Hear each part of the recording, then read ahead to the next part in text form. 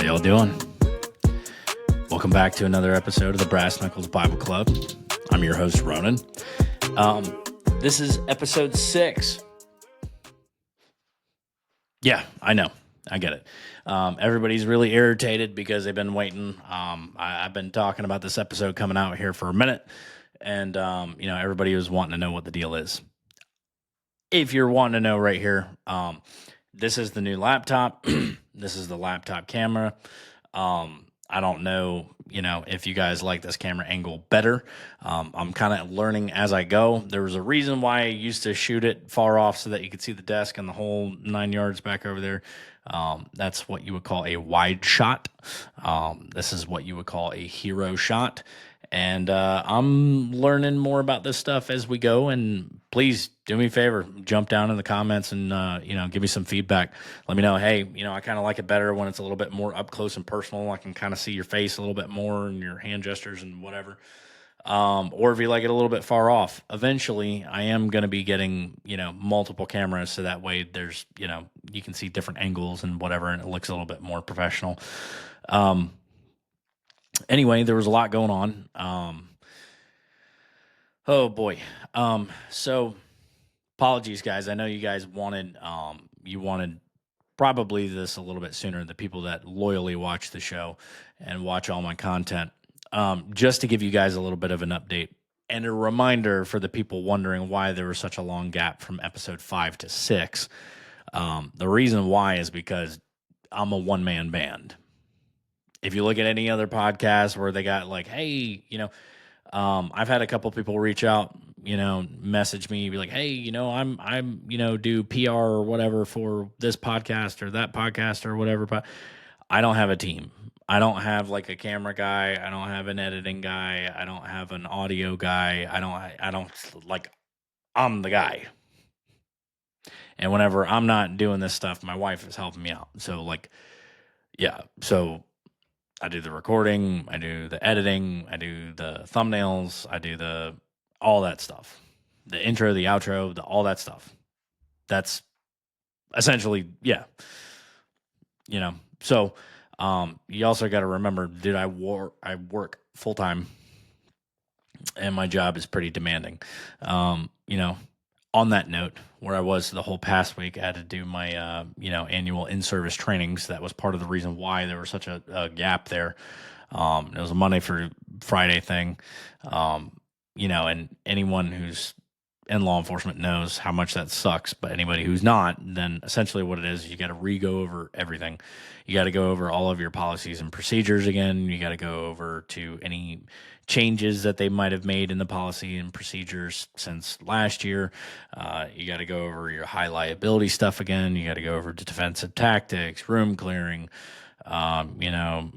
driving. You got to go over the range. You got to requal with all your weapons, your backup gun, your duty weapon, your rifle, blah, blah, blah, blah, blah, blah, blah. So you got to do all that stuff. Well, at the same time that was going on, just prior to that, my wife actually she's been chipping away at me for a long time, really trying to get her hooks into me to get me to do the keto diet. And I know it's annoying. Anybody who's like keto, ooh, keto, keto, keto, keto. You know, it's almost annoying as people that talk about being vegans, right? Like nobody cares that you care that much about animals, right? Nobody cares. I'm still going to eat the Lord's chicken. So, um, yeah, but but anybody who actually does know anything about the ketogenic diet knows that there's this thing called the keto flu, and the keto flu uh, is not fun.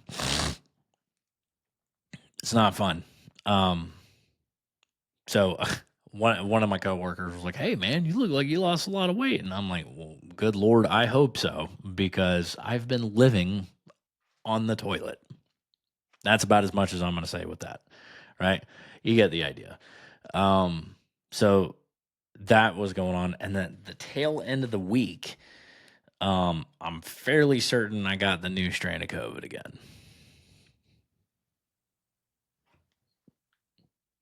Hooray! Right, 2 weeks flatten the curve. Um, so so yeah, and it was funny because last week my father-in-law, it was my son's birthday party. My father-in-law comes over and he's like, "Hey, there's this new strand of COVID going around that nobody's really. It's so new, nobody's testing positive for it." But the other day, especially whenever I got out of training, and dude, I felt like a hot pocket that you just threw in the microwave with like a bunch of forks. That's what I felt like. I felt awful, awful. Like a smash bag of donuts, man. Still feel that way. But I knew it had been such a long time since we got the episode out. I'm like, dude, I have got to record. We got a lot of stuff to go over tonight. This is actually probably my favorite episode so far as content goes. This one is really interesting. You guys saw the email that I put, or the email. You guys saw the post that I put out with the thumbnail for the show. But you also got to know another reason for the lag in between episodes is there's been a lot that's been going on. So as you can tell, we got a new laptop right here. Whoa, look at that. Hopefully, all right, this is the new audio. This is what all the pros are using, right? So hopefully, it doesn't sound like my last microphone that kind of sounded like a cat dry heaving on auto tune. So so hopefully we're a little bit better with the Shure microphone. So there's that. In addition to that, if you're watching this, if I, was able to get the kinks out, how'd you like that intro?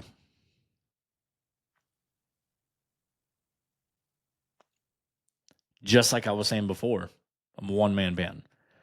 I made that. Yep. Took me a while. One of the things that I'm really good at, listen, I'm not really good at a whole lot of different stuff. I'm good at push-ups. I'm good at working out. I'm good at I'm getting punched in the face. I'm really good at that. See, I'm really good at that. It's a boxing joke. Kind of, sort of, but not really. But yeah, and I'm good at shooting, and I'm good at editing. Who'd have known, right? Really weird combo. But anyway, so yeah. So I was working on the intro, working on the outro, working on this guy, and eventually, the other reason for this different camera angle right here is because, typically.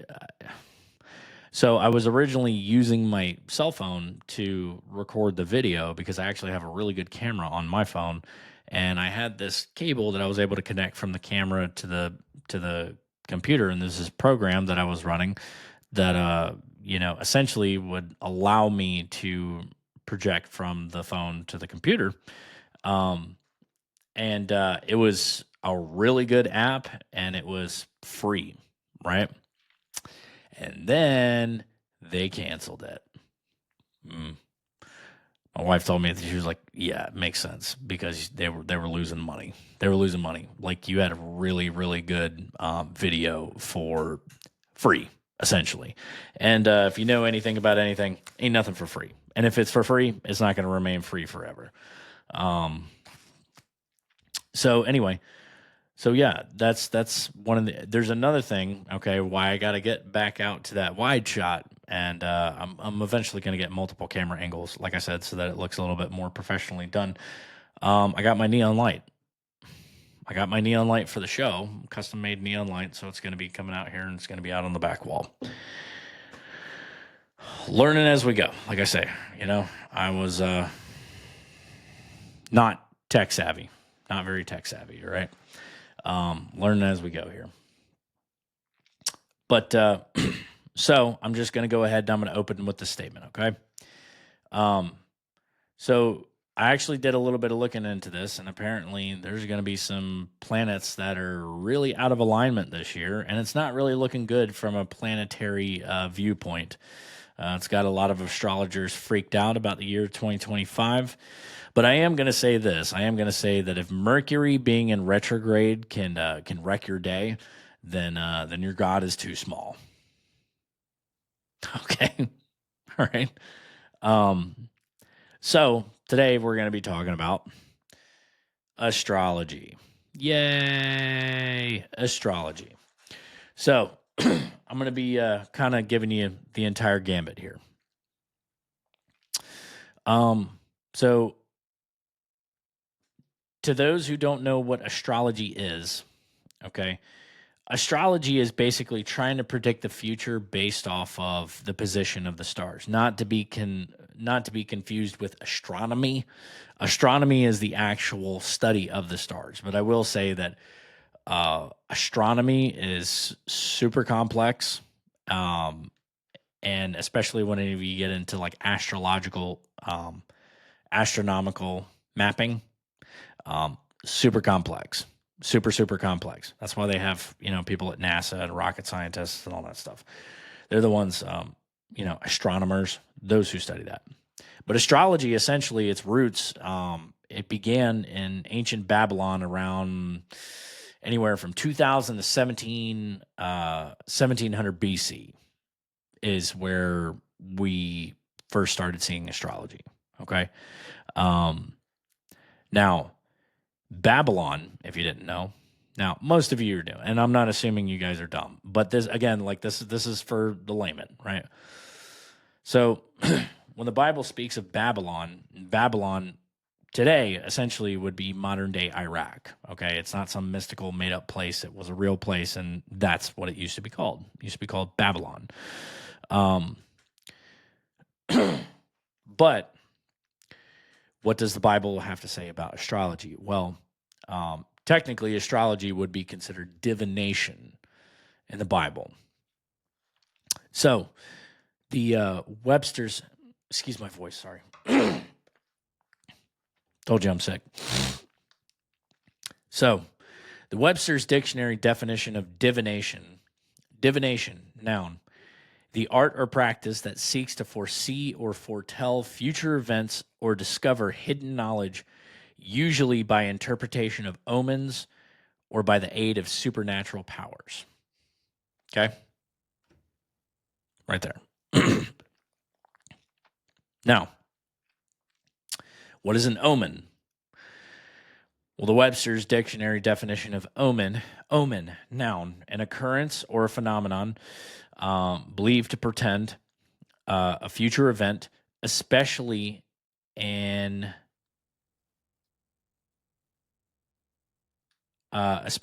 augury or portend. Augury or portend are ancient terms that are used in paganism. Okay, sorry. Word kind of got away from me there. Now, this brings me to Deuteronomy. Deuteronomy 18, 10 through 12. Sorry, I'm not trying to eat this thing. There shall not be found among you anyone who makes his son or his daughter pass through the fire, or anyone who uses divination, or who practices witchcraft, or one who interprets omens, or a sorcerer, or one who casts a spell, or a medium, or a spiritist, or one who calls up the dead, For whomever does these things is detestable to the Lord, and because of these detestable things, the Lord your God will drive them out before you. Some translations, they don't say detestable, they say abominable. These are abominations. Okay? And if you don't know what an abomination is, it is something that is extremely disgusting in the sight of God. So, there you go. Okay. So there you go. There you have it. There's astrology right there. We can close up shop, we can go home. But unfortunately, this isn't really convincing enough for most people. Most people think that you're too churchy, you're too strict, you're too rigid, you're too closed-minded, man, right? That's what they think. So we're going to go a little bit more in depth with this. Way more in depth. Unfortunately, a lot of people think this stuff is okay, and it's not. Astrology is also tied to First Enoch, and in First Enoch, that would be First Enoch 6:4-8. According to First Enoch, the fallen angel Kokabil and Barachiel, they are responsible for teaching astrology to humans after Satan's rebellion and expulsion from heaven. Now, again, sorry. I'm sorry. I just couldn't wait to record this anymore, but I'm doing this while I'm sick. So look, First Enoch is not canon, okay? If you know anything about the Bible, you know the book of Enoch is not canon. However, okay, canon or not, Enoch definitely has some convincing explanations for some of this stuff. And I'm not saying that I'm taking it hook, line, and sinker. I'm just letting you know what Enoch says about it. This is what Enoch says. Okay. And according to the ancient Jews, okay, they were familiar with Enoch's writings or the book of Enoch's writings. We don't necessarily know that if Enoch was the author. We don't suspect that he was the author. However, these are considered to be Enoch's writings, and they were important enough to the culture that, Jesus knew about the book of Enoch, and Enoch was even quoted in Jude. Okay. So, so according to First Enoch, the fallen angel Kokabil and Barakajal, those were the ones that taught astrology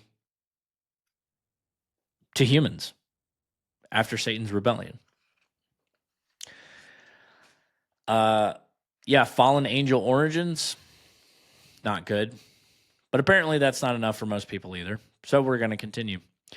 So listen, right off the bat, we already have pagan origins, okay?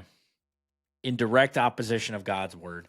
And now we have implications that this stuff might actually be straight up demonic origins. Take it with a grain of salt. It's First Enoch, it's not canon, but that's no bueno. We're already starting off way on the wrong foot when it comes to this stuff. So this brings me to my next point. You've probably seen this before. This symbol right here. This is the zodiac. If you don't know what the zodiac is an astrological system that divides the sky into 12 equal sections, and each covering 30 degrees of the sun's path across the sky, known as an ecliptic. Each section is assigned a zodiac sign, and astrologers claim that these signs influence a person's personality and their life based on the position of the stars and planets at their birth. Now, these also have constellations that are assigned to them as well. Okay. Now, if you don't know, if no one's now, Some people don't know this stuff. Most people do. Some people don't know the specifics. Some people kind of get lost on the dates. Well, we're going to go over them. We're going to go over the signs. We're going to go over the dates. So coming up first, we got Capricorn. Capricorn. Right here. Capricorn is going to be December 22nd through January 19th. Their symbol is the goat. The ruling planet is Saturn. They are the house. They're in the 10th house. They are of the earth element. They have the cardinal mode, and their keyword is achieve. Okay, this is also according to Astrograph. Now, it says right here that Capricorn people are ambitious, practical, and likely to have an excellent sense of social responsibility, so that they tend to be conscious of social mores, perhaps to the point of over-concern, and they can suffer from feeling insecure. They are driven yet cautious, which allows them to advance slowly and steadily to the top. Wow, sounds great, right? Yeah, that's what most people would think when they think of their sign, Capricorn, right? All right, so the next one coming right up, we have Aquarius. That's going to be January 20th through February 18th. Take a look right here. Now, their symbol is the water bearer. Their ruling planet is Uranus and Saturn. I don't know how they have two planets. They are in the 11th house. They're an air element. Their mode is fixed, and their key word is network. Who's this all coming from, right? Astrograph. Who's this written by? Aquarians have a rebellious nature, and they're eccentric, spontaneous, and original. They are forward-thinking and innovative. Aquarians are scientifically minded and logical, and in a confident manner. They can appear to be emotionally detached, yet truly value social contact and the spirit of humanity.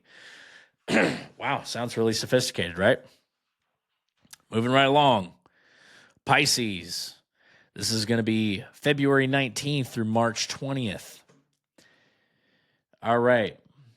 Pisces. They're the symbol of the two fish. Their ruling planet is Neptune, which, I don't know, is that even a planet anymore?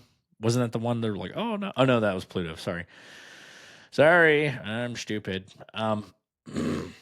They are in the 12th house. They are water element.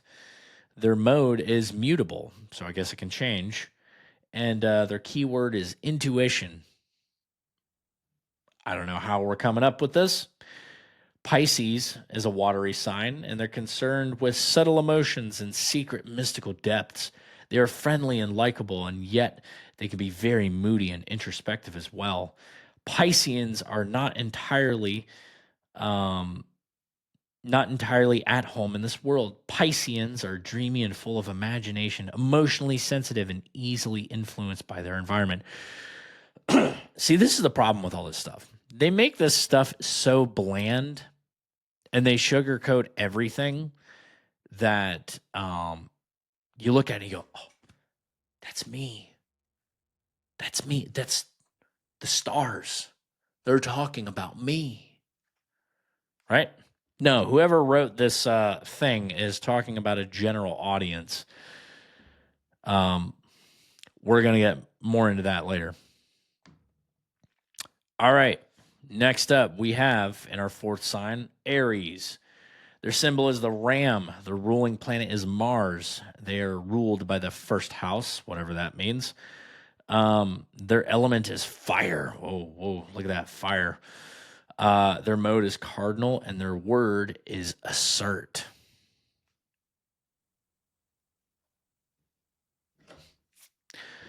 Still no idea how we're getting any of this. Aries are energetic, forceful, and outgoing. Like the energy of the first rush of springtime, they move into the world in a headstrong and pioneering way, and they prefer starting to finishing. They tend to rush into things, and they may also be impatient, but they have great vitality and a tremendous need to be physically active. Wow. So you would think of like, oh, dude, I'm a jock. Dude, I love to hike. I love to mountain bike, and sometimes I like CrossFit. Dude, I'm an Aries, man. That sounds exactly like something a CrossFitter would say. I'm an Aries, man. Oh boy. All right, so the next one. Taurus. This is going to be April 20th through May 20th. Their symbol is the bull. Oh, imagine that. Their ruling planet is Venus. They are part of the second house. They are earth element. And their mode is fixed, but their keyword is possess. Possess, really? Taurus people revel in the pleasures of life. Makes me think of Baal, abundance. Yeah. Taurus people revel in the pleasures of life. They crave the security and the comfort and relaxing of the warmth of their home environment. They value the senses and they enjoy the enjoyment of material things. They are willful and sometimes stubborn. With a large capacity for kindness, they are steadfastly devoted and loyal. Wow. Sounds pretty cool if you're a Taurus. Dude, I went to a call the other night, and this guy was blaming his bad behavior on the fact that he was a Taurus. And he was like, "Oh, yeah, I'm getting ready. I'm going to church in the morning." And I wanted to be like, "Hey, then stop talking about this crap. You're not a Taurus. You're a jerk." Sorry. There's no nice way to say it, dude. Oh, it's because I'm a Taurus. I was like, "Oh, yeah?" He was like, "Oh, yeah, you know." There was an armadillo that was calling behind him. I was like, "Hey, is that an astrological sign too? The armadillo?" And he was like, I don't think it is."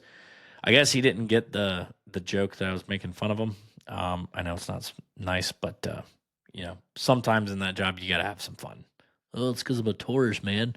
Hey, you're standing in front of this lady's vehicle and you're trying to say that she's running you over. Get out of the way.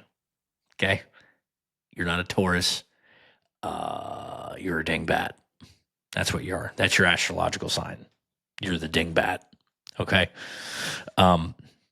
Be one with the dingbat. Okay? And get out of the way. Thank you. Have a good day. On to the next call.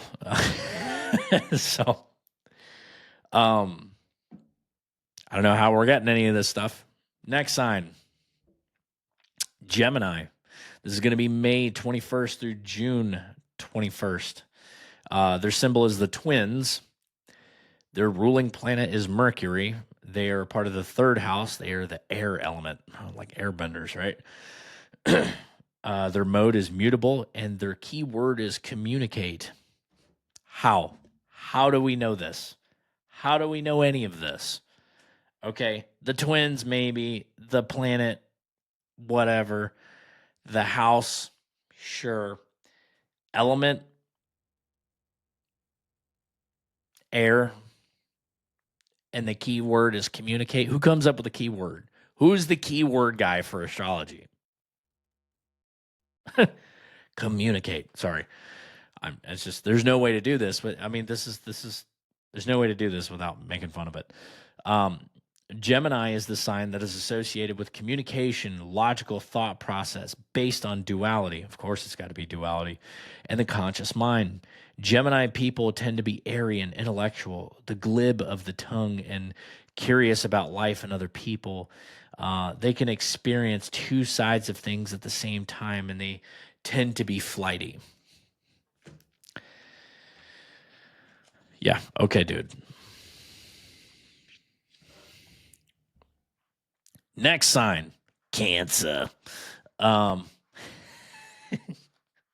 I had a long inside joke with one of my buddies about that. And our joke, whenever we were coming back from Afghanistan, we were joking about cancer. I know you're not supposed to joke about cancer because it's terrible, but cancer wasn't the joke. The joke is that everything causes cancer. And so we were talking in like a really deep smoker's voice, and we're like, shampoo, cancer. Not washing your hair, cancer. You thirsty, cancer. Too much water, cancer. I don't know why it just made me think of that. Sorry, it's my Normally I would joke and I would say my ADD brain, but my wife would be like, "See, I told you got ADD." And yeah, no. And I'm going to say it here on the internet in front of everybody and the whole World Wide Web. No, I don't. I don't claim any of that. This is where if I had those sunglasses, I'd just be like, deal with it. Maybe I do. I probably do. Cancer. Okay. No, their symbol is not the cigarette. Their symbol is the crab. Their ruling planet is the moon.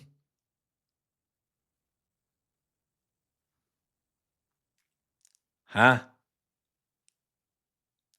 I'm not kidding. Cancer's ruling planet is the moon. Does anybody want to tell this guy? Moon ain't a planet. The moon's a moon. I'm not making this. I didn't write it. I'm not making this stuff up. That's apparently their thing. Is that their ruling planet is the moon? Okay, roger that. Um, the house that rules them is the fourth house. They're a water element. Well, of course, a crab would be water. Mode is cardinal. Still have no idea what that means, but their key word is feeling. Cancerians. Why are we talking them? Why are we naming them like they're a race of people? Cancerians are nurturing and protective of others. Their ruling planet is the moon. Ha! Not a planet. And they tend to be moody. Are you being crabby? With local changing emotions. They're also likely to be security conscious and highly value their home life. They appear passive and they tend to rely on their feelings to make decisions. They are subtle rather than direct.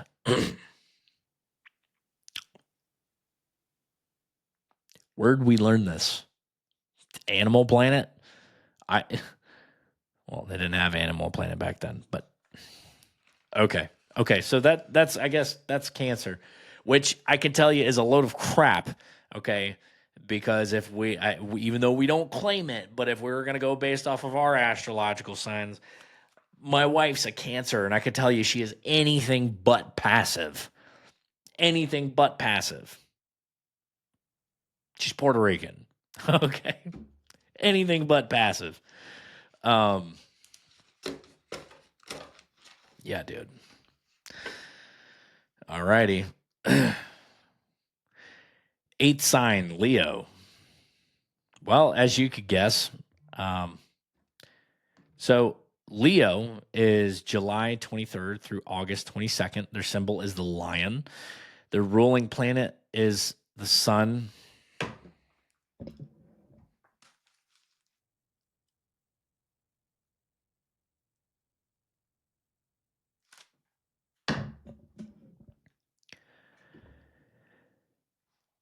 Hey, the sun's not a planet. The sun, I want to eat this microphone, is not a planet. And if a jarhead can tell you that,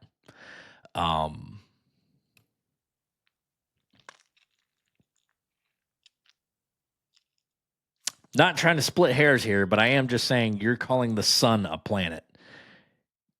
The sun is a star, but okay. And they're ruled by the fifth house. Their element is fire, right? It's got to be fire because that's intense. They're fixed mode, creating. Leos are likely to express themselves in dramatic, creative, and assertive ways. Leos have great energy, courage, and honesty. They are likely to be self-confident and maybe even have and maybe even a bit self-indulgent as they expect to be the center of attention, and they often are. They also possess integrity, determination, and they are natural leaders. Wow. Sounds pretty convincing. Sounds pretty convincing. Virgo. Now, I have no idea how we get Virgo from this constellation, okay? But Virgo is August 23rd through September 22nd. Their symbol is the maiden. Ruling planet is Mercury. Hey, at least we got a planet now. The house ruled them. The house that rules them is the sixth house. They are earth element. Their mode is mutable, and their key word is analyze. How come they're not Virginians? Virgo people? Virgo people. They were Cancerians, they were Leonians, they were, Sagittarians, and how come they're not Virginians? What do you mean, Virginia? Right? Yeah, Virgo people. Sorry, I guess you don't get your own Ian at the end of it. Virgo people tend to be very conscious of details. They are drawn to being of service to others, and they are concerned with health and well-being. They are likely to be neat and orderly, at least in some area of their life, and they also may exhibit the opposite tendency in cases where they have not yet found their guiding principles of organization. So you might be kind of neat, or you might be kind of a slob. That's about how much I got out of that. Not a whole lot. Not exactly blowing my mind here. Next on the chopping block, Libra, September 23rd through October 23rd. Their symbol is the scales. Their ruling planet is Venus, okay, another planet. The house that rules them is the seventh house. They are of the air element. How do we know that? Their word is relating. And by the way, no, I'm not reading your personal horoscopes. I understand for the people that might have a problem with this. I'm explaining what these horoscopes are and what the astrologers claim that they are from the astrologers. Okay, not the same thing. All right. Libra is the sign of harmony and relationship and strives for balance between polarities. Librans, they're not. Oh, you're not a librarian? So librarians are known for their good taste, elegance, and charm, and their natural mode of living is in partnership with others. They are concerned with the issues of social justice. Of course they are, right? They are concerned with the issues of social justice, and they are natural diplomats. They may also struggle in making firm decisions. No kidding. No kidding. They struggle in making firm decisions, but they're also for social justice, so they all have pink hair. Okay, so they're all pink-haired librarians. That's what you're telling me. I'm with her. Sorry, that's not nice. I was making fun of Hillary Clinton, so if I end up, I don't want to myself. So, sorry, Miss Clinton, if you saw that, but not really. Okay. All right. This is mine, unfortunately. And when I said that I was saved out of the new age, I meant what I said. Yes. This is a very old tattoo. So, there was a point in time, and this falls in, you're going to know, oh, my birthday. So I'm going to talk a little bit about it, and then we're just going to go into it, okay? Scorpio. Scorpio is October 23rd through November 21st. Their symbol is the scorpion. Their ruling planet is Pluto and Mars. They are part of the 8th house. They are of the water element. I have no idea how or why. Their key word is transform. Hey, at least I got a cool word, right? Transformers, robots in disguise. Scorpion. How come they're Scorpio? They're just Scorpios. They're not Scorpionians. Scorpionians. Scorpionians are intense and their emotions run deep. The sign is associated with sexual activity and with the transformative cycles of death and rebirth. Scorpios have great personal magnetism and great powers of persuasion or even the ability to coerce others. Their will is strong and their depth of perception is powerful. Wow. So Scorpio, and most of the time, people kind of see that as like the bad boy sign, right? If you're Scorpio. And there was a point in time in my life when I believed in all this crap. So I'm not going to tell you my birthday because I'm not going to spoil it, but I am just going to say that I was born in the month of November. And yeah, so technically I would have fallen under this zodiac sign. We're going to get more into, we're going to get more into why this stuff is not a good thing. Okay. And not only that, you might be wondering, well, why do you still have the tattoo? I'll tell you why. Because I don't have enough money to get it removed. Number one. Number two, I don't know if I should. I don't know if I should. I don't know if I should just because it's a testimony and it does give me a talking point in order to generate conversations that eventually can walk me into the gospel. Now, I will say that I get a lot of compliments on that tattoo. People really like that tattoo. This is probably my most complimented tattoo is my scorpion. All my kids don't know what a scorpion is, so they all think it's a lobster. So it's probably going to look like one when I'm 80 if I make it that long. Probably should have listened to my mom when she was like, hey, don't mark on yourself. Sorry, Mom. I didn't listen. But anyway, so this is my lobster. I mean, my scorpion. And yeah, no, honestly, like I'll be out and about all the time, and I get compliments on it all the time. They're like, "Hey, man, dude, I love your scorpion. You're a Scorpio. I'm a Scorpio too." And you know what I tell them? I'm like, "Yeah, I'm actually gonna get it removed. I'm thinking about getting it removed." And they go, "What? What? Why?" And I tell them, like, yeah, I'm over it. Just kind of over it. Not only am I over it, yeah, I'm over all of them, and I'm a Christian now. And so I don't see it anymore just because I wake up and, I got more tattoos. But I mean, it's, I'm not exactly doing backflips about it. I'm not proud of it. I don't know if necessarily I'm ashamed of it, but I'm not proud of it. You know what I mean? But hey, man, it is what it is. But this stuff is super, super expensive also. Super expensive. So if you're not committed to it, just don't get it. All right. Just don't get it. So that's Scorpio. Next one is Sagittarius. And I don't know if I had this one. I think I had this one somewhere. And I don't know if it's right off of the top. I mean, well, I can go back and I can probably find it. Let's see, Sagittarius. And we'll read it later. Sagittarius is November 22nd through December 21st. And it's the guy that's like half man, half goat. Sagittarius.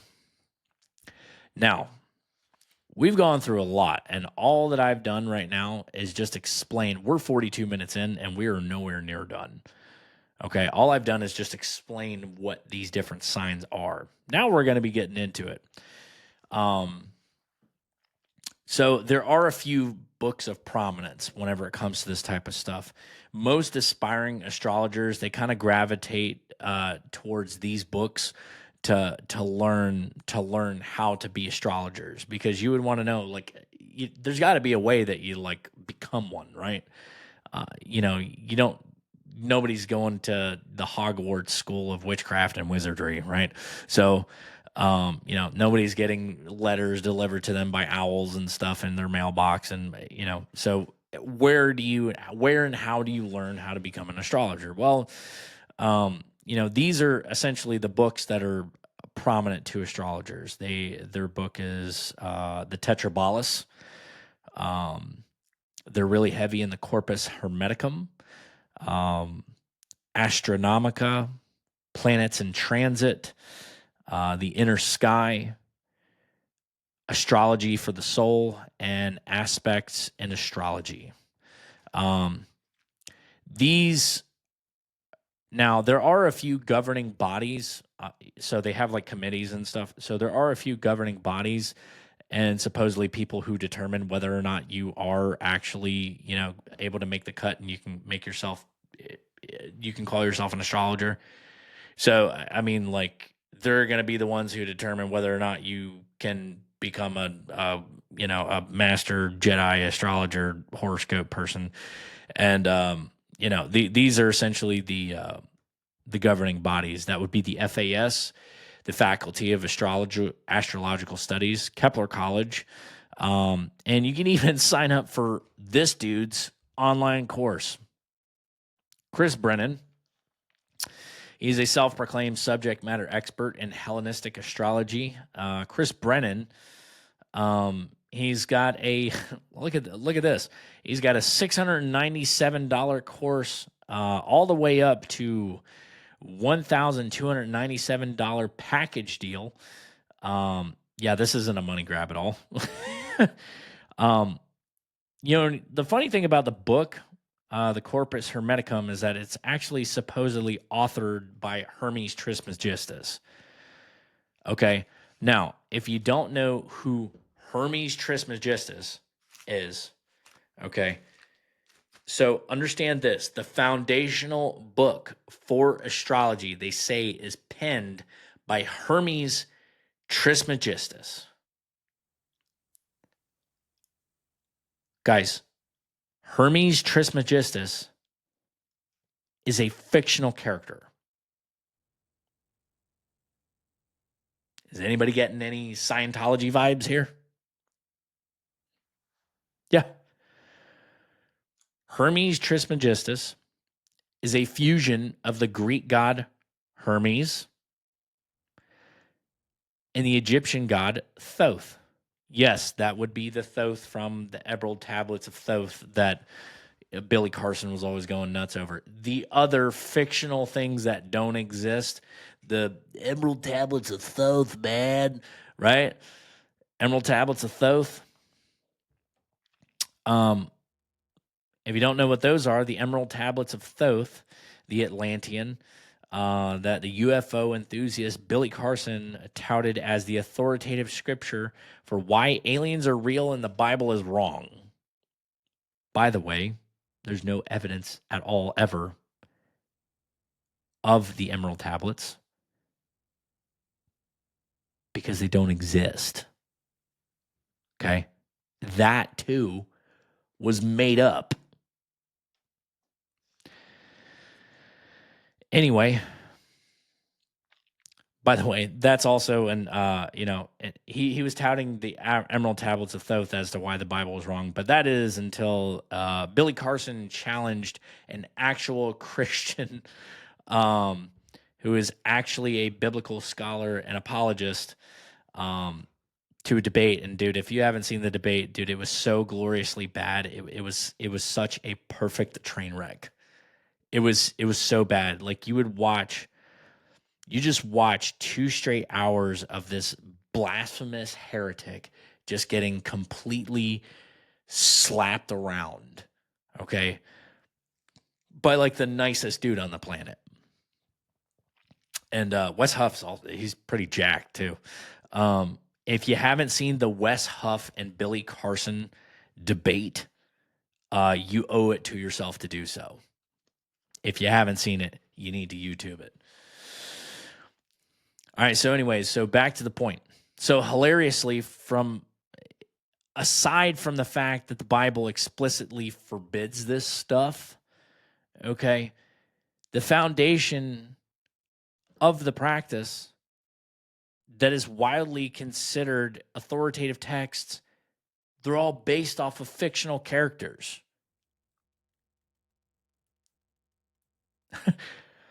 This is like me devoting my life to boxing Okay. And aside from the training, the authoritative text, my instruction manual, okay, my boxing Bible, so to speak, that's like saying that it's written by Rocky Balboa or One Punch Man. Listen, great movie. Hey, yo, Adrian. Okay. Great story, but that's just it. It's a story. It's not real. Sylvester Stallone is not really a boxer. He's not. He's not. Okay? It's just a story. Great story. Love the story. But Rocky isn't real. Neither is Hermes Trismegistus. Okay? Neither is Thoth. All right? If anything at all, if they exist at all, these figures are demons. Okay? You understand that? Like they're demons.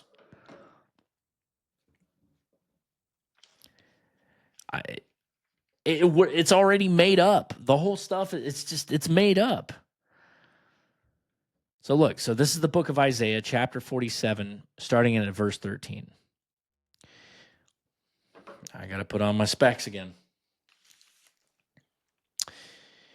You are wearied with your many counsels. Let now the astrologers, those who prophesy by the stars and those who predict by the new moon, stand up and save you from what will come upon you. Behold, you have become like stubble. Fire burns them they cannot deliver themselves from the power of the flame. There will be no coal to warm by, nor a fire to sit before. So have those become to you with whom you have labored, who have trafficked with you from your youth. Each has wandered in his own way. There is no one to save you. Yikes, dude. I would not want to be on the business end of hearing that from a prophet of God. So we're going to go over some weird astrology facts. So listen, although more theory than fact, astrology is permanently tied to America's most notorious serial killer, the Zodiac Killer. Now, the Zodiac Killer would typically shoot his victim with a .22 caliber pistol, and then he would stab them. The Zodiac Killer would send cryptic letters to the news agencies with encoded messages, and he would start them by saying, "This is the Zodiac speaking." The Zodiac Killer would tie astrological elements and hints into his manifesto type letters that he would send. He was also known to have killed 5 people, to have injured 2, but boasts of allegedly killing 37 people, and the Zodiac Killer was never found. We have suspicions of who we think that it is, but he was never caught, he was never found, he was never prosecuted, never brought to justice. World War II, Adolf Hitler and other top Nazi officials reportedly consulted astrologers regularly. Yeah. One astrologer, this guy, Karl Erust Kraft, claimed that he predicted the assassination attempt on Hitler using his star charts.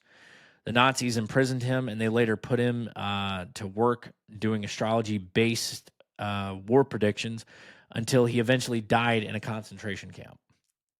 Now, another fun fact, Allied forces, they even crafted fake astrological forecasts as psychological warfare to mislead the Nazi astrologers before D-Day. This was conducted by MI5, British intelligence, and Operation Fortitude. Pretty crazy, right?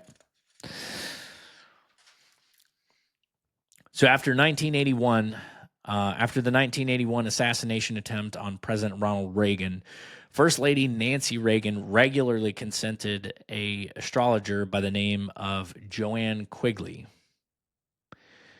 In fact, Quigley's astrological influences were so strong that she helped the Reagans plan just about every major event, press conferences, and even the State of Union addresses based off of favorable planetary alignments.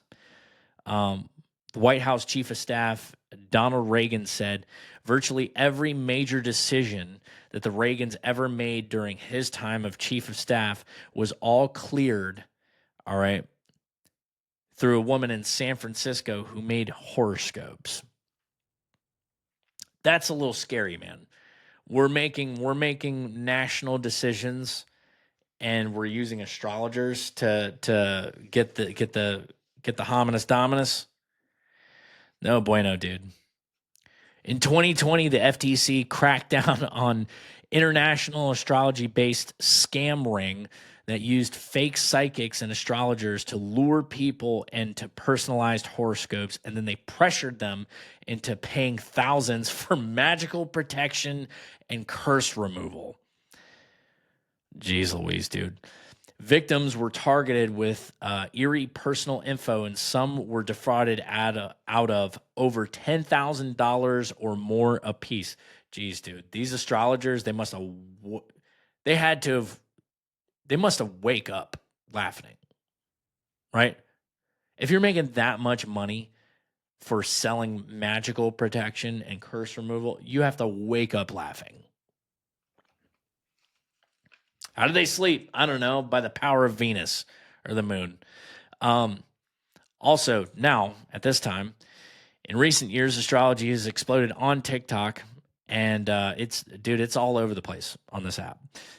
Fake personal readings and manipulated horoscopes have led to identity theft, credit card fraud, and a cult-like following with emotional abuse. On this app, there are many ongoing investigations into spiritual advisors who charge thousands for fated soulmate readings, and they claim, that their followers are cursed unless they pay for protection rituals. It's the same thing, dude. It's a scam. It's a scam. So, listen, we'll get into magic. Ho, ho, ho, it's magic, We're going to get into magic in later episodes. But what some practitioners of magic would have you believe is that there's two different types of magic. They would have you believe that there's white magic and that there's dark magic, that there's light magic, right? And that there's black magic. Okay, black magic. So here's essentially how they would describe the difference. So light magic or white magic is essentially you're manipulating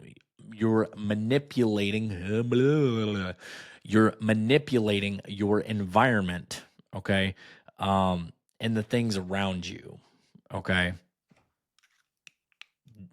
Black magic, you're manipulating people.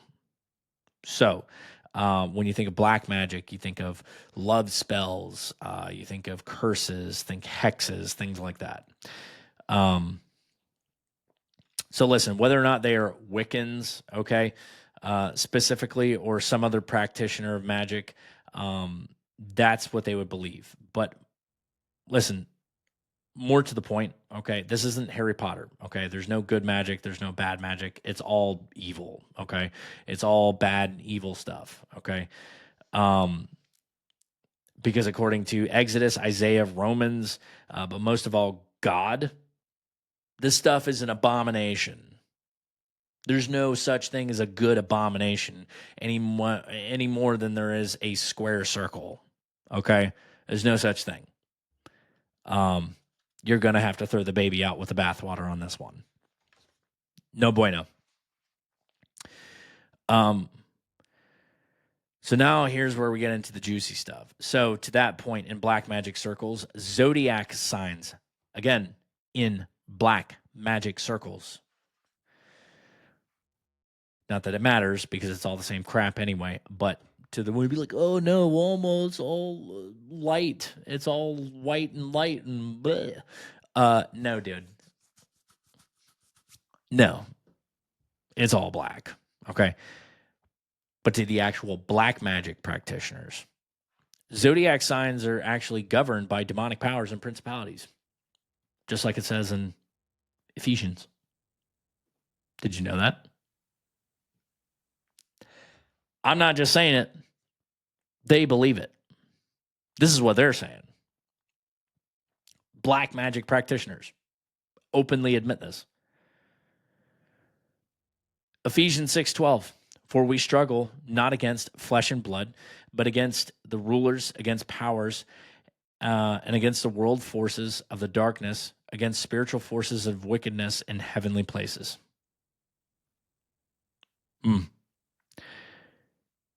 So, these are the demonic powers and principalities that are assigned to each zodiac sign according to black magic practitioners.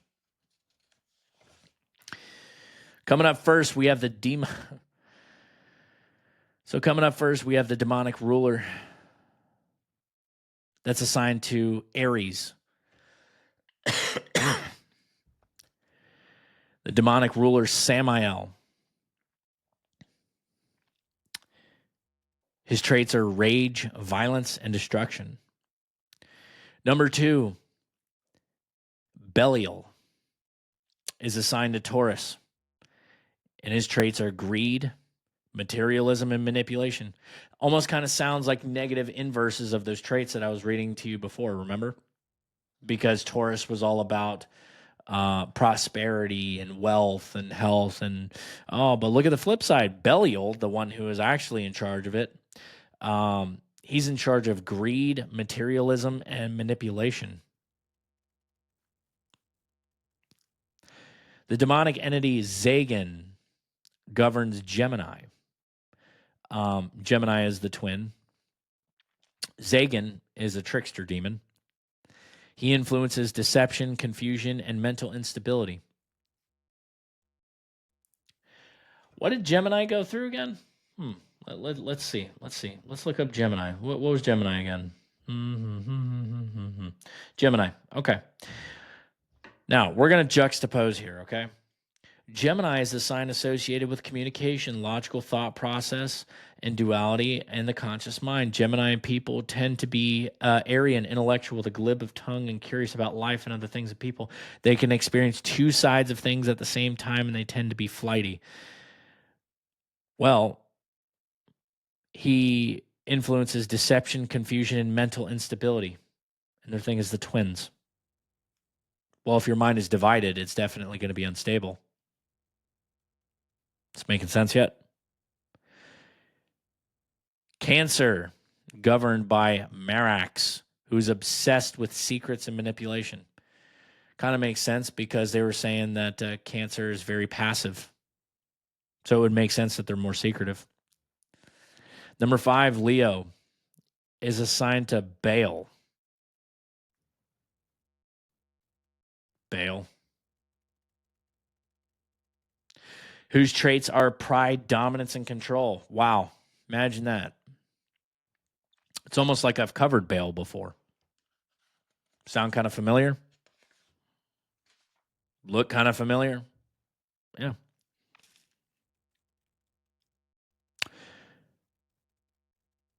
All right, we're halfway there. Virgo, a sign and governed by Brune, associated with cold logic and over obsession with order.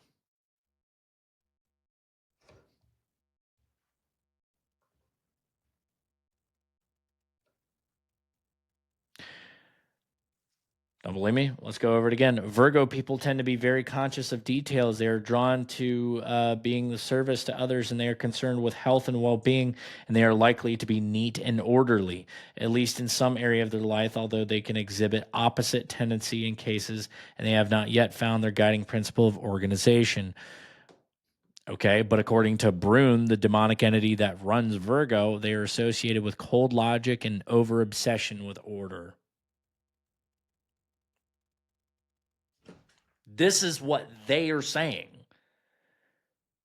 You got to remember right off of the bat, like I said, it's the founding documents are based off of fictional characters, number one. Or two, if they're not fictional characters, they're demons. And the people who practice black magic are saying that these are the demonic entities that are assigned to each of these astrological signs, and they are the inverse of all the positive traits that they say that they offer. I'm reading it to you.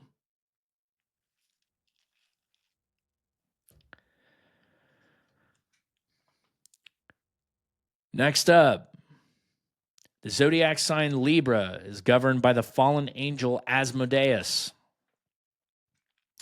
and is associated with lust, imbalance, and distortion of justice. Well, let's go back to Libra. What was Libra? Where's Libra? Libra. Libra is a sign of harmony in relationship. Harmony? Harmony doesn't really sound too harmonizing with imbalance in relationship and strives for balance. Well, imbalance is the opposite of balance between parallels. Librarians, I know, I'm joking. Librarians are known for good taste, elegance, and charm. Their natural mode of living in partnership with others. Okay. Lust is definitely a perversion of that. They're concerned with the issues of social justice and natural diplomats. They also are struggling making firm decisions. Well, according to Asmodeus, the fallen angel and demon, they are associated with lust, imbalance, and distortion of justice, the exact inversion of what I just read to you.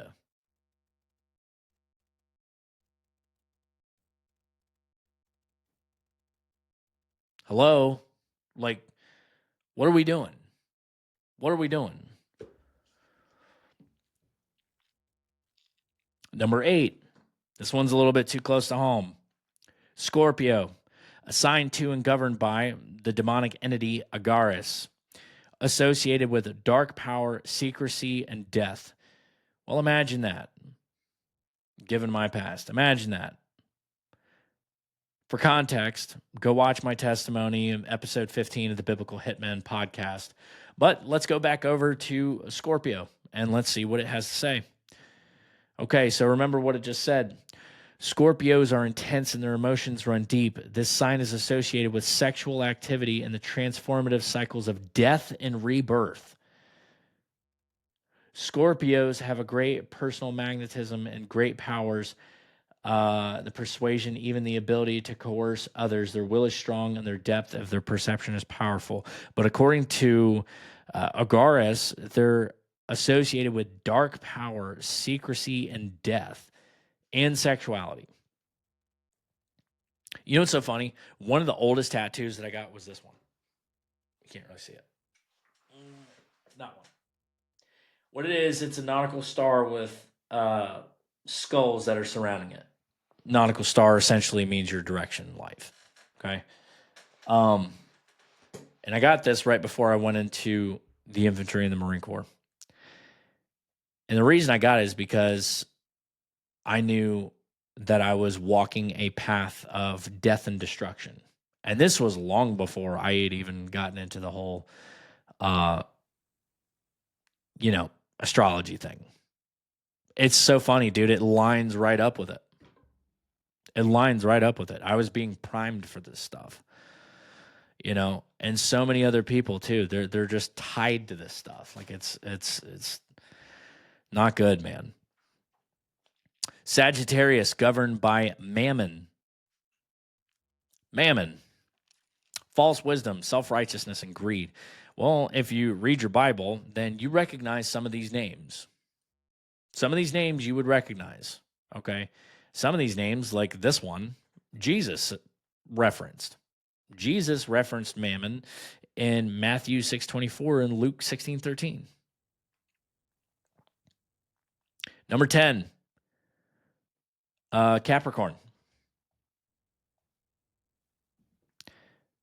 Governed by Lucifer.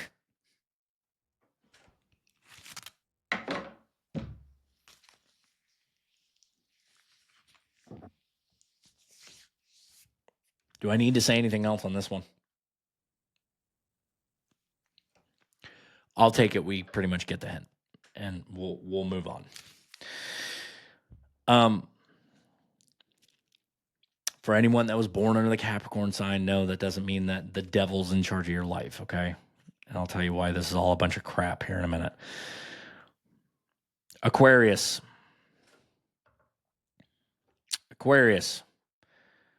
Well, is governed by Beleth, and their traits are delusion, obsession, and emotional detachment.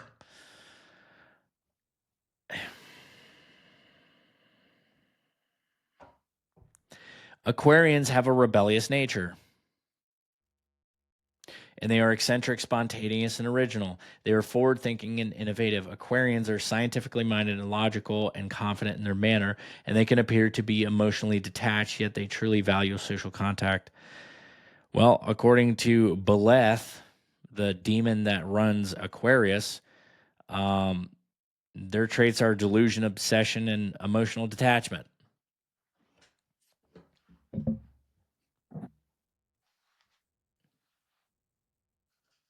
It just flips all this stuff.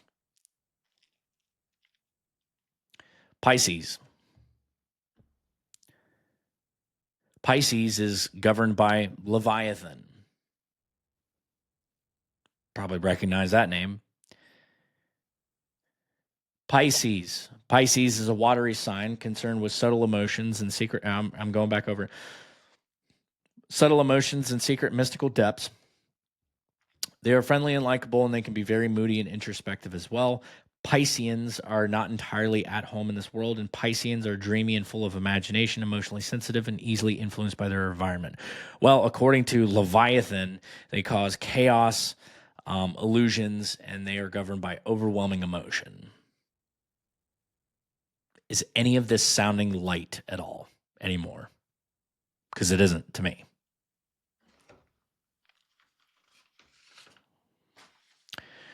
So listen, I'm going to explain how this actually happens, okay? This is how spiritual yoking begins, all right?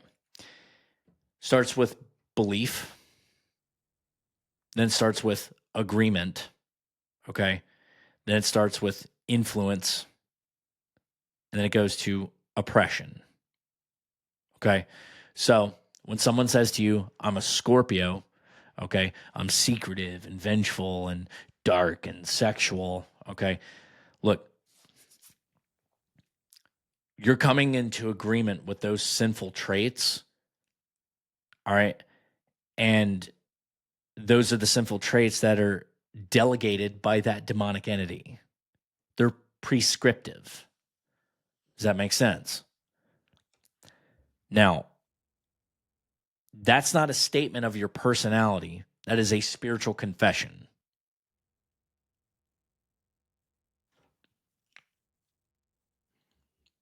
What is in your heart will flow out of your mouth. So, listen, through time and repetition, no matter how seemingly small or mundane, the more you think about it, the more you talk about it, the more you act on it, the more those you take on those traits and you eventually become that thing. That's how this works. Does that make sense? That's how that works. Now, remember, reading horoscopes is divination, even if it feels lighthearted. Now, I wasn't reading your horoscope in the way of like, oh, this is what's going to happen, and that. No, I wasn't predicting your future. I was just telling you what astrologers say that these signs actually mean, and then I just flip flopped it and told you what black magic practitioners say that the demonic signs that govern these zodiac signs actually mean, so that you're not ignorant. I'm not reading your horoscope, as in telling your future, but remember, it's divination. Okay, first of all, daily horoscopes, apps, tarot readings, all this stuff, all it does, it just serves to deepen the soul ties between you and the demonic entity that is posing as that zodiac sign. You're not under the sign Scorpio, you're under Agaris. Okay? You're not under Pisces, you're under the spirit of Leviathan. Does that make sense?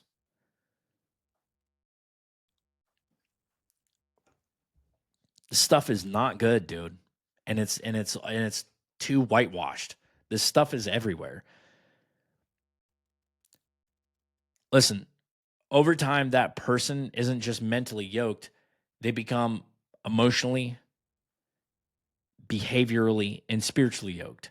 So they begin to use the all too common, well, that's just me and that's just how I am excuse, right?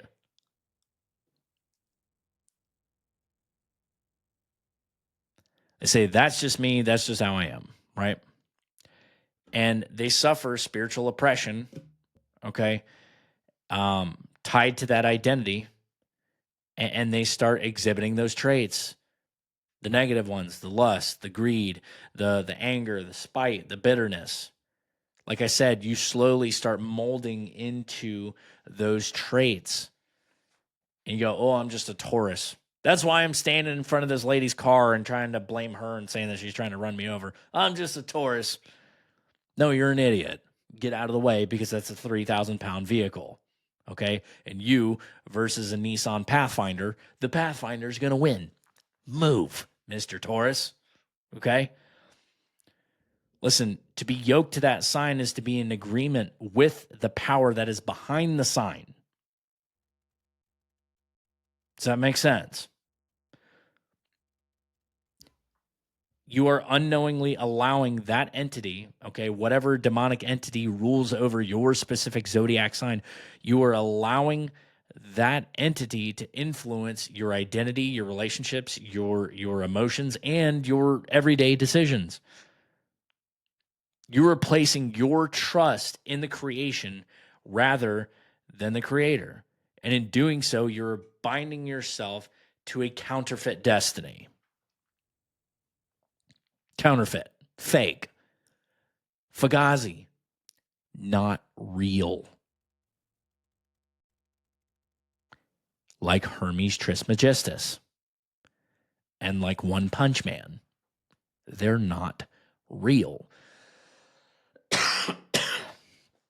It's not real. None of it's real. So listen, there's these modern trends, and this is what the Bible has to say about it, okay? So first of all, we have distrust in institutions and people seeking alternative truths. And so essentially, cultural disillusionment, people seek answers in astrology, and then people reject traditional truth, and they seek mystical or cosmic alternatives.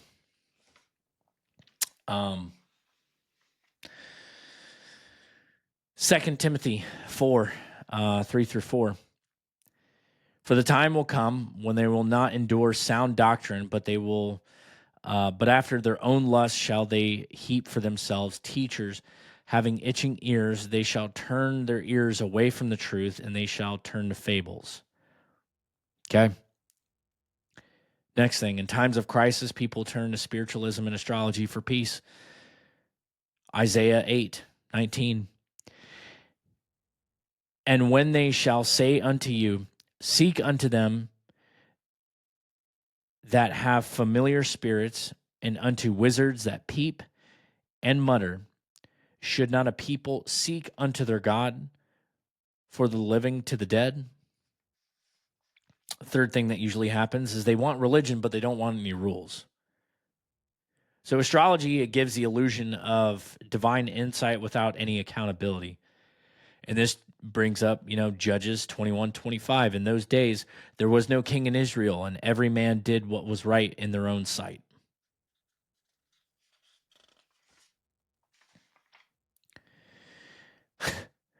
I find this hilariously ironic considering that this is also a female dominated culturally. Most men that take any serious part in this stuff, they're usually generally pretty feminine men. You don't really see a whole lot of big, burly, manly men bragging about the fact that they're a Taurus. Okay. Witchcraft and astrology are drenched in the divine feminine and feminism. And look, all this stuff, it goes back to the garden. It goes back to Genesis 3. After Adam and Eve and their sin is discovered by God, God judges Eve and, basically says that she will desire for her husband and her husband will rule over her. In that, she will constantly try to subvert man and she will be ruled over. That's where rebellion comes from. That's where that's like the saying, hell hath no fury like a woman scorned, right? I'm not trying to be too divisive over here, but this is the backbone of feminism. Okay. And I don't mean feminism and equal rights. I mean feminism is we don't need no man, right? And I don't know. It's don't get me off on a whole anything. I'm talking about the new woke feminism. It's rebellion. It's complete rejection of God's authority. Ultimately, that's what it is. It's rejection of God's authority. And people determine for themselves by signs and not by their creator. Jeremiah 10:2-3.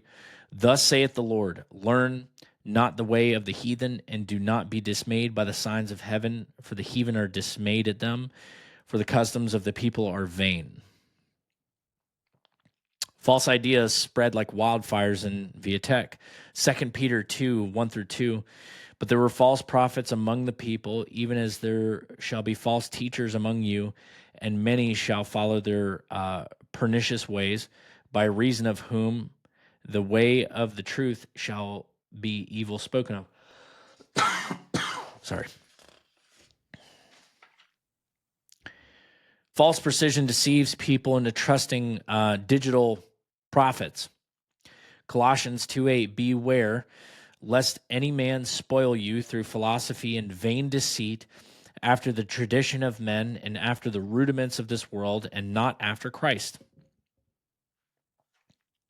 Look, astrology, it fills a spiritual void that's left by secularism. People swing from cold atheism to warm mysticism, skipping over biblical truth. 1 Timothy 4:1. Now the Spirit speaketh expressly that in the latter times there shall depart from the faith, giving heed to seducing spirits and doctrines of devils.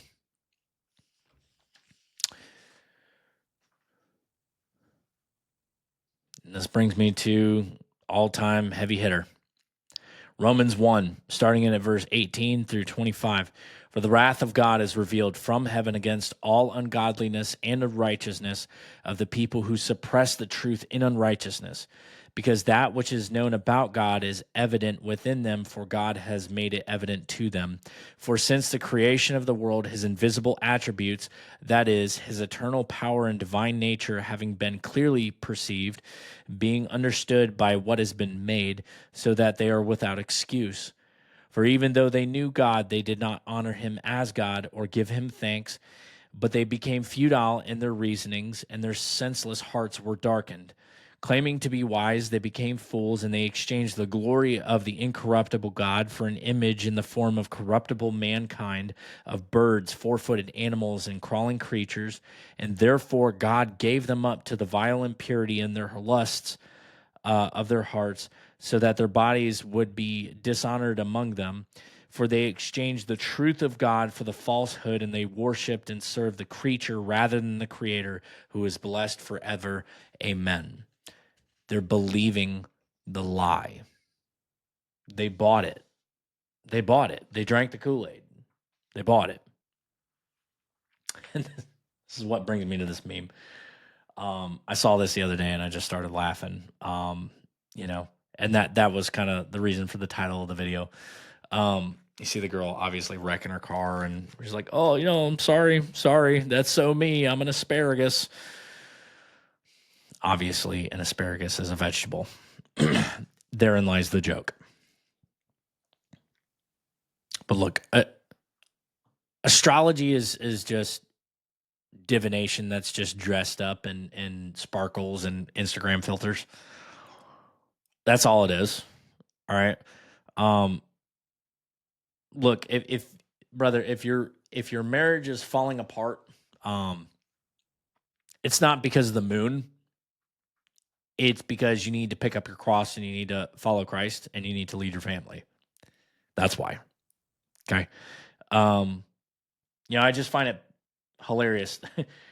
The same people that scoff at the Bible, the Bible that actually has archaeological evidence that every place talked about in the Bible is a real place, that there are actually real people, real bloodlines, real history, real everything. Even non-believing, non-Christian accounts actually attest to, the accuracy of the Bible and Jesus and everything. Okay. So there's all that. There's actual proof. The people that actually laugh and go, well, what do you believe in, Sky Daddy? Those are the same people that will rearrange in their entire lives because Venus is out of alignment. Do you want real alignment? How about this? How about instead of that, how about you align yourself to the will of God as revealed in Scripture, okay? And align your mannerisms, okay? Your words, your speech, your actions, your thoughts, and your intents, okay? Why don't you align them to the likeness of his son? Why don't you align them to the likeness of Jesus? That's real alignment. Just saying. Astrology says that you're special because you were born on a certain date. Yeah, well, Christianity says that you can be saved because of the one that was born in Bethlehem and his sacrifice. You're not a random happenstance, okay? You're not the result of cosmic soup. You're not a Pisces, okay? You are a human being who is fearfully and wonderfully created, okay? You're not a Leo. You are an image bearer of a thrice holy God. And look at me.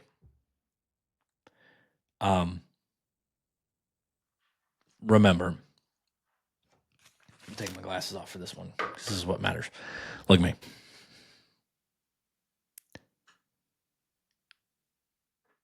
You're going to be okay.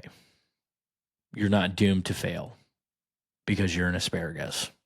Okay? It's okay. There's a much better plan for you in the Bible. All right?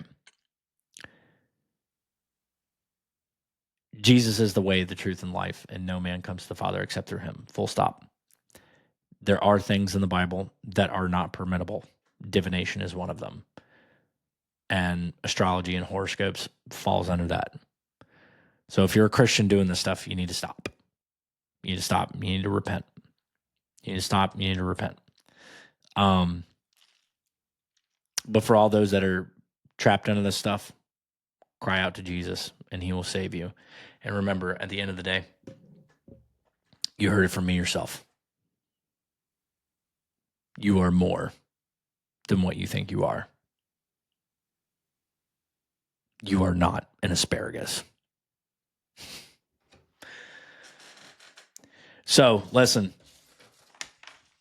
we're going to end on that note. That's a lot of stuff. We went over a lot of stuff tonight.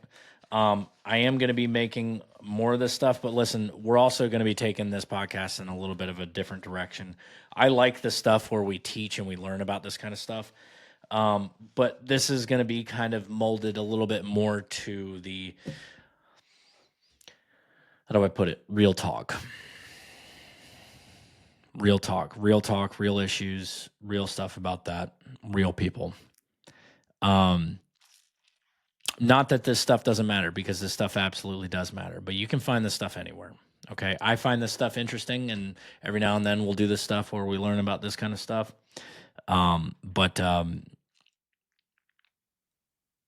Yeah, it's hard to explain, but the whole point, again, the whole point of the Brass Knuckles Bible Club is we combat the lies. We combat the lies. Nothing is off limits. Okay. All topics of conversation, nothing is off limits. Because ultimately, everything is going to be compared to the Bible and the Scripture. That's the only way to keep the vision clear. Okay. And sometimes it hurts. Truth hurts. Hits you like a pair of brass knuckles right in the mouth. Anyway, if you guys can do a favor, please pray for me. I don't feel good at all. And again, this thing is developing. Okay. I appreciate you guys sticking with me so far. And again, once we get to that point where we start cooking with gas, dude, this thing is going to explode. Okay. But for the diehards that have been there since day one, I appreciate it. If you're still on TikTok and you haven't come over and subscribed to the YouTube channel yet, listen, please do so. Come on over here to the Brass Knuckles Bible Club and subscribe. Like, comment, share, subscribe, hit the notification bell so that you never miss an episode. And listen, you guys have a good one. All right. Hey, put down the Zodiac. Okay. No more asparagus.